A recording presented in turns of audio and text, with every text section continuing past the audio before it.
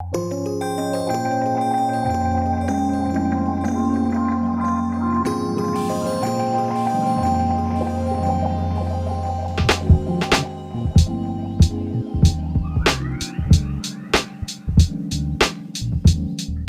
our activities are focused on a human and to provide the conditions that are optimal for human.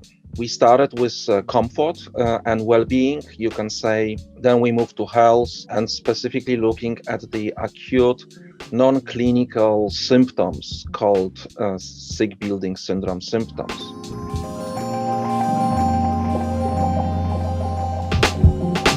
In my eyes, if we speak about indoor air quality, we speak mainly about the contaminants or pollutants that are present indoors. We speak not only about the pollutants that can be produced indoors, but also the pollutants that can be brought indoors from outside. It can be inorganic and organic chemical compounds. That could be also particulate matter and biological pollutants, including, of course, viruses, for example.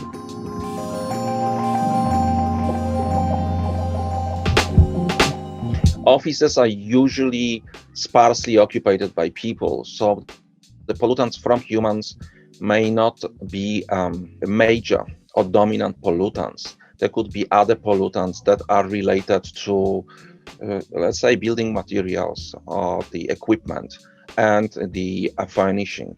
In schools, major dominant pollutants will be probably people, because schools are densely occupied. If we go then to homes, then probably our activities will define the types of pollutants that we are exposed to. For example, we cook at home, so there will be any pollutants associated with cooking activities.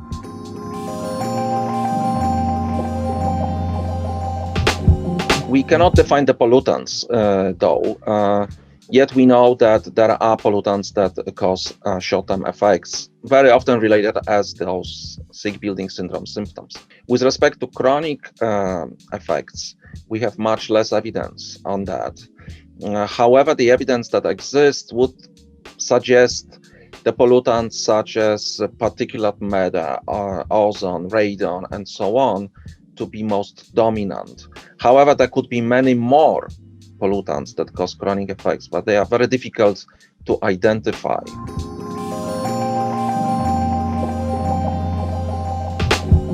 It has become much easier to perform measurements of some types of pollutants because of the availability and accessibility to the sensor systems.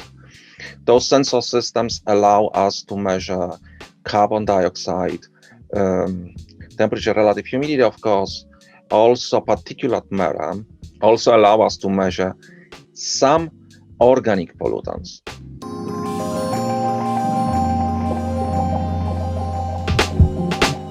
The most simple way is to avoid pollution sources. At the source where it's emitted, that is the most effective way.